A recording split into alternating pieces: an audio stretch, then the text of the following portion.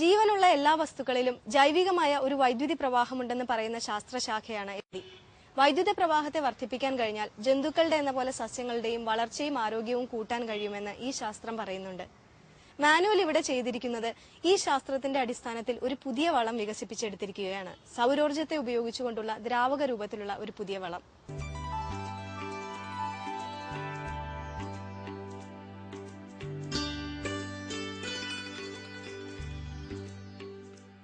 വേനൽക്കാലത്തെ യാത്രയുടെ വിരസതയകറ്റുന്നത് കാത്തിരിക്കുന്ന കൃഷിയുടെ കുളിരുള്ള പച്ചപ്പുകളാണ്.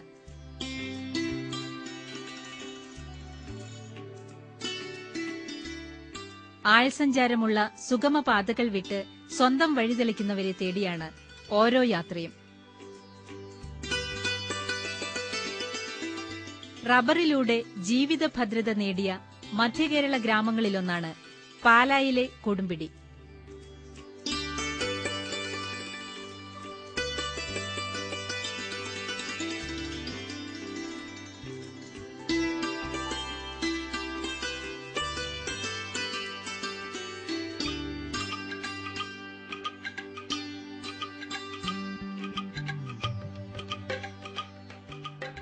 കൊടുമ്പിടിയിലെ റബ്ബർ കർഷകനായ മാനുവൽ എം വടക്കേട്ടിനെ ഒരു കർഷക ഗവേഷകനെന്ന് വിളിക്കുന്നതാണ് ഉചിതം.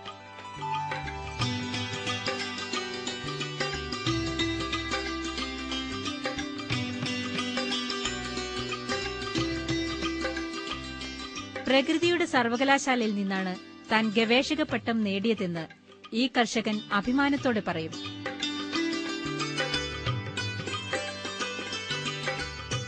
കേരളത്തിൽ ഏതെങ്കിലും ഒരു കാർഷിക വിളയ്ക്ക് ഗവേഷണങ്ങളിലൂടെ കുറ്റവും കുറവും തീർത്തെടുത്ത ഒരു കൃഷിരീതി ഉണ്ടെങ്കിൽ അത് റബ്ബറിനാണ്. അതുകൊണ്ട് തന്നെ കർഷകർക്ക് 100% ഗ്യാരണ്ടി ഉറപ്പായ ഒരു വിളയാണ് റബ്ബർ എന്ന് നിസ്സംശയം പറയാം. ഗവേഷകർ പറഞ്ഞതും മറ്റു കർഷകർ ശീലിച്ചതുമനുസരിച്ച് റബ്ബർ കൃഷി ചെയ്ത് വെറുതെ ഇരുന്നാൽ പോലും മാനുവലിന് വരുമാനം വീട്ടിലെത്തുമായിരുന്നു. പക്ഷേ പണത്തിനപ്പുറം നിൽക്കുന്ന ചില അന്വേഷണങ്ങളാണ് മാനുവലിനെ നയിച്ചത്. ഈ സ്ഥലത്ത് 300 കിലോ മരം നിന്നിരുന്ന സ്ഥലമാണ്. ഞാൻ റീപ്ലാന്റ്, അതായത് ഫാദർ ഉണ്ടായിരുന്ന കാലത്താണ് ഞാനാണ് ഇത് സംരക്ഷിച്ചിട്ട് പോന്നിരുന്നത്. അതുപോലെ റീപ്ലാന്റ് ചെയ്യാറായപ്പോഴത്തേനും ഇത് പകുതി മരവും ഇവിടെ കാറ്റത്ത് പെടന്നുപോയി. അതുപോലെ തന്നെ ബാക്കി കുറേ എണ്ണം ഒടിഞ്ഞും പോയി.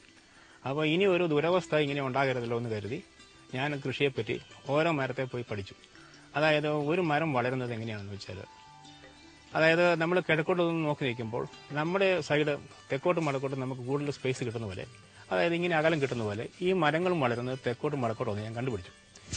അത് കഴിഞ്ഞ് ഒരു മരം, അതായത് സാധാരണ രീതിയിൽ എല്ലാവരും ചോദിക്കുന്നത്, ഒരു മരം വച്ചിട്ട് വളരുന്നില്ല, പിന്നെ എങ്ങനെ 2 മരം വെച്ചാൽ വളരും?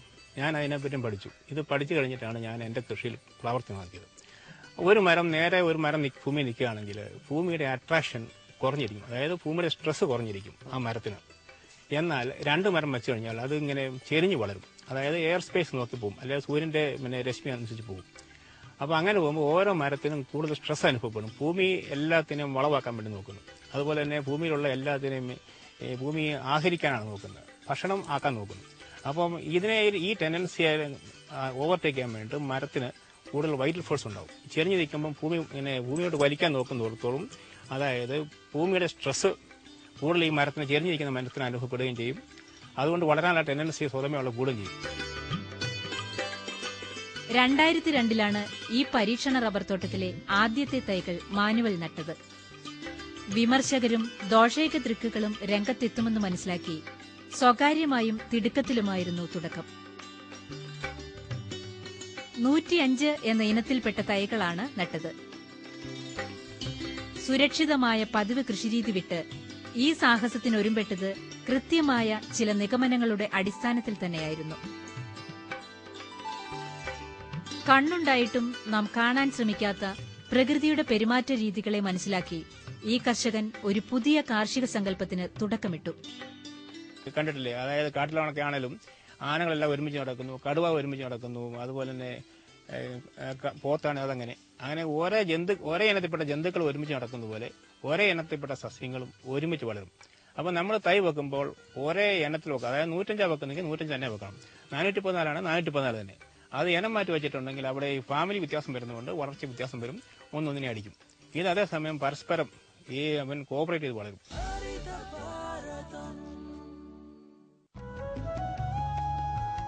മരങ്ങൾക്ക് ഒറ്റയ്ക്ക് നിൽക്കുന്നതിൽ ഏകാന്തത തോന്നാറുണ്ടോ എന്നറിയില്ല. എന്നാൽ കൂട്ടുകിട്ടിയപ്പോൾ മാനുവലിന്റെ റബ്ബർ മരങ്ങൾക്ക് വളർച്ച കൂടി എന്നത് വസ്തുത മാത്രം. ഒരു വർഷം ഒരു റബ്ബർ മരത്തിന്റെ വണ്ണം 3 ഇഞ്ച് കൂടണമെന്നാണ് റബ്ബർ ബോർഡിന്റെ കണക്ക്. ഇതനുസരിച്ച് 5-ാം വർഷത്തിൽ മരത്തിന് 15 ഇഞ്ച് വണ്ണം വേണം.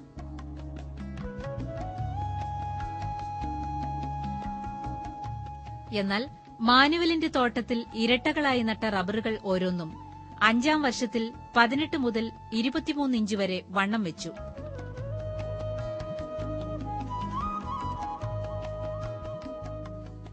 കാലം തെളിയിച്ച ഈ പരീക്ഷണ ഫലം ഈ കർഷകന്റെ പ്രായോഗിക ചിന്തയുടെ വിജയമാണ് അടയാളപ്പെടുത്തുന്നത്.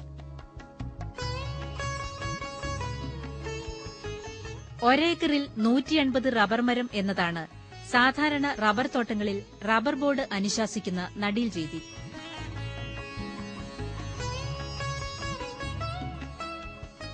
ചെടികൾ തമ്മിലും നിരകൾ തമ്മിലും 15 അടി ഇടയകലം പാലിച്ചുകൊണ്ടാണ് മരം നടുന്നത്.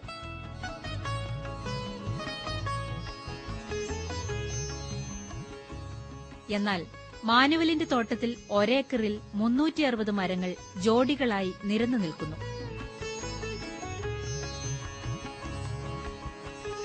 1.25 ഏക്കറിലായി ഇപ്പോൾ 520 റബ്ബർ മരങ്ങൾ ഈ ഇരട്ടത്തൈ രീതിയിൽ നട്ടിട്ടുണ്ട്.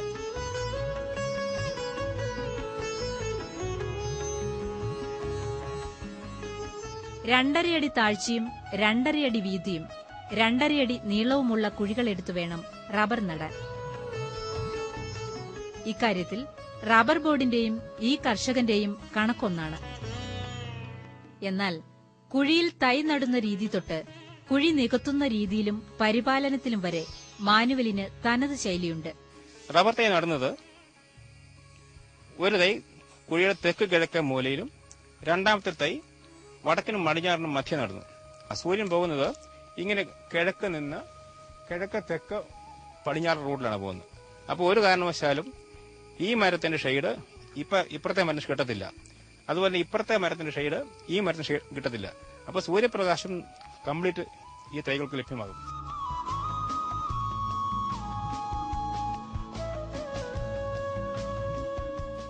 മുളകള് വടക്കുവശത്ത് വന്നു.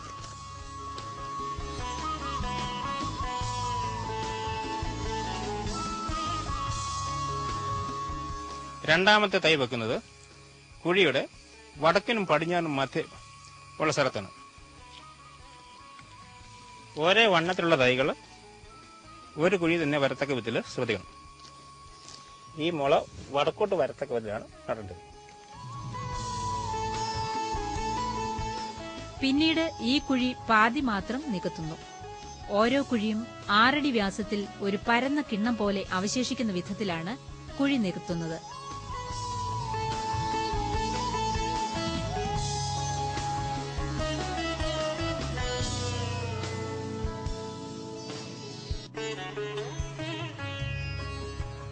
ഇനി പച്ചിലയിട്ട് നന്നായി പുതയിടണം. ഈ പച്ചില പ്രയോഗത്തിലൂടെ റബ്ബറിന്റെ തടത്തിലെ വെള്ളക്കെട്ട് ഒഴിവാക്കുന്നു. കുഴിയിലെത്തുന്ന ജലം മുഴുവൻ മണ്ണിലേക്ക് ആഗിരണം ചെയ്യപ്പെടുന്നു എന്നതാണ് ഇതിന്റെ നേട്ടം. ഒപ്പം മണ്ണിലെ ബാക്ടീരിയ പ്രവർത്തനം ത്വരിതപ്പെടുത്താനും ഈ രീതി സഹായിക്കും.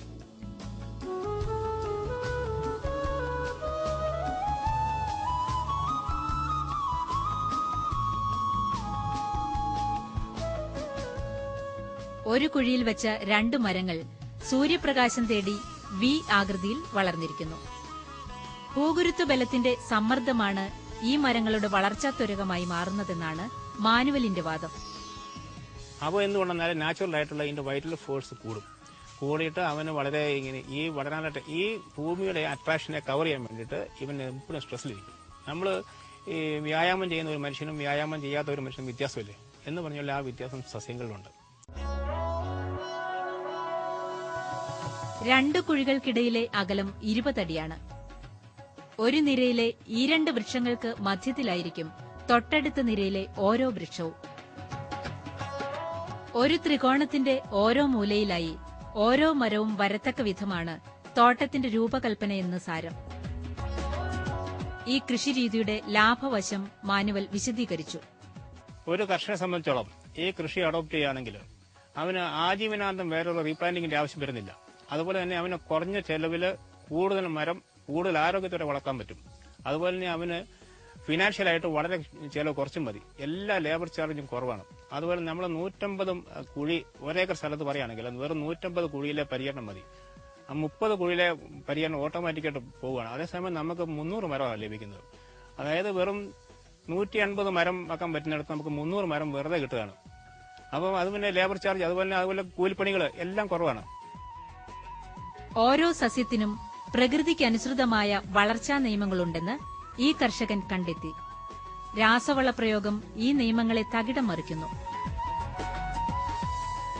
സസ്യവളർച്ചയെ സഹായിക്കാൻ അങ്ങനെ മാനുവൽ പുതിയൊരു ഉപാധി തേടി.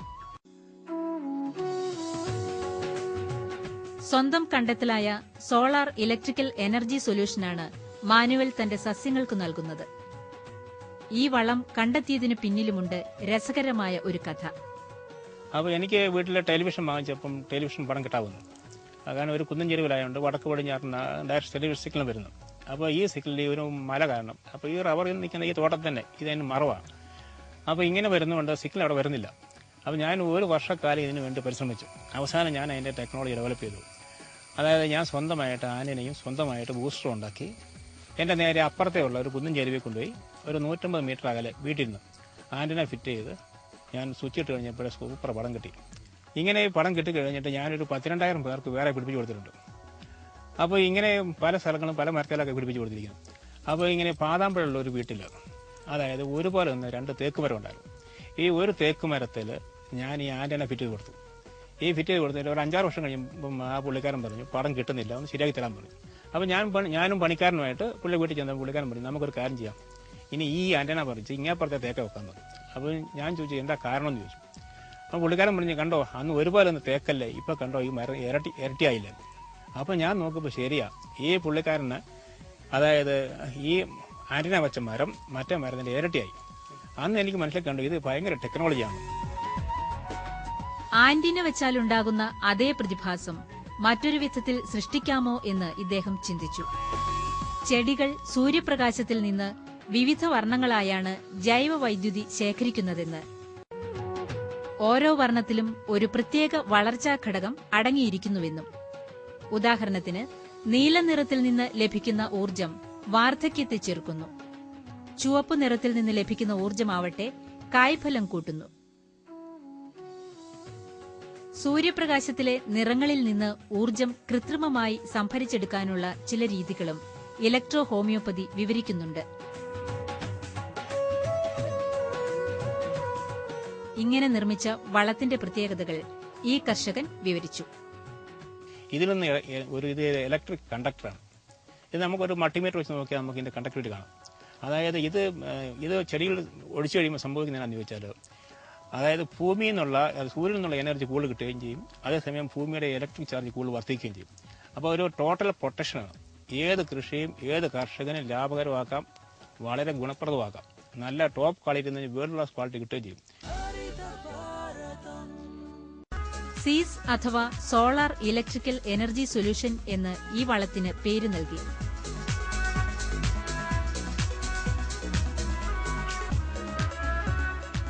ഒരു ബോട്ടിലിന് 170 രൂപ മാത്രം വിലയുള്ള ഈ ജീവശക്തി ലായനി ഒരു സസ്യത്തിന് 10 മില്ലിലിറ്റർ നിരക്കിൽ 4 മാസത്തിലൊരിക്കൽ നൽകിയാൽ മതിയാകും. അങ്ങനെ വരുമ്പോൾ ഒരു റബ്ബർ മരത്തിന്റെ ഒരു വർഷത്തെ പരിചരണ ചിലവ് വെറും 10 രൂപയിൽ ഒതുങ്ങും.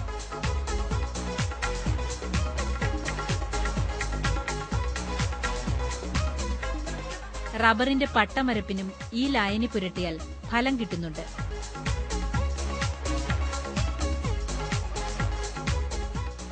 മാനുവലിന്റെ വളം വാങ്ങി ഉപയോഗിച്ചവർക്ക് നിരാശപ്പെടേണ്ടി വന്നിട്ടില്ലെന്ന് കവുങ്ങ് കർഷകനായ PC തോമസ് പറഞ്ഞു.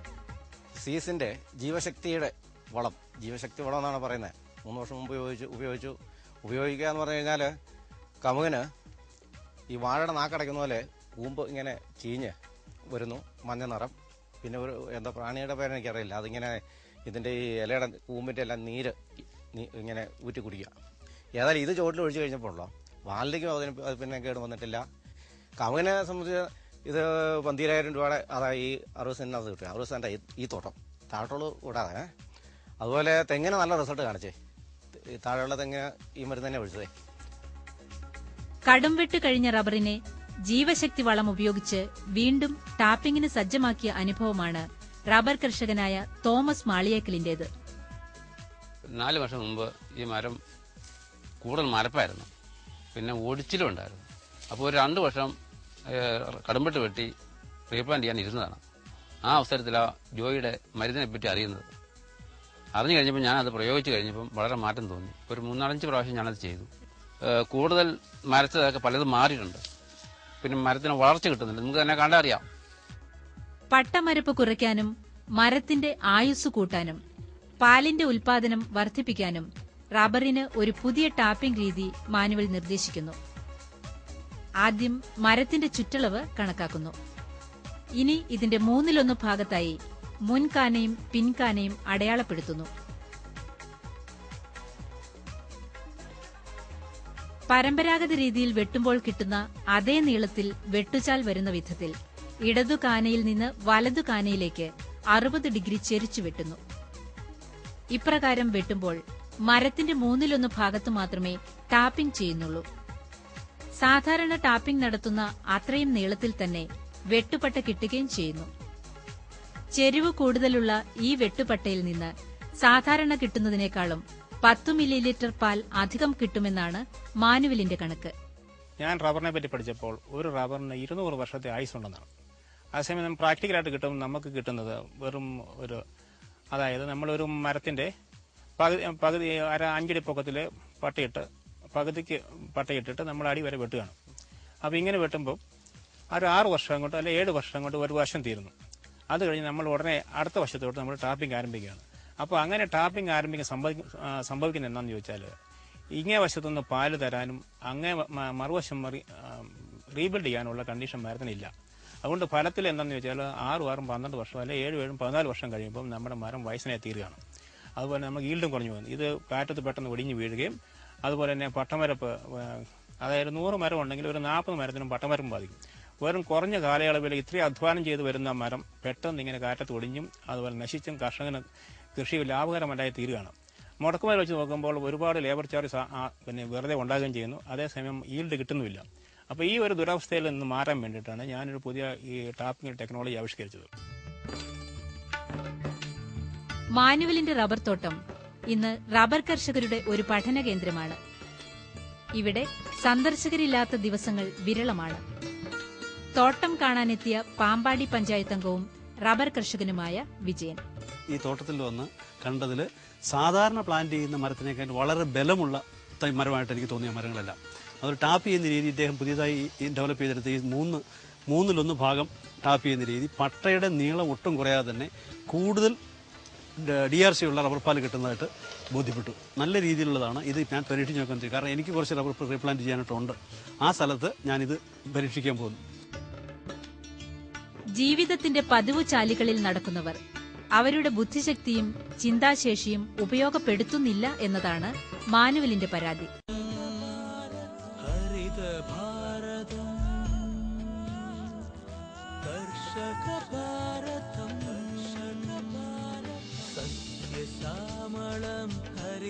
ഭാരതം വേദദായകം വന്ദനം ക്ഷീരസാഗരം പുണ്യഭാരതം അഖണ്ഡ ഭാരതം വന്ദനം വിജയങ്ങൾ കൊയ്യാൻ ഇനി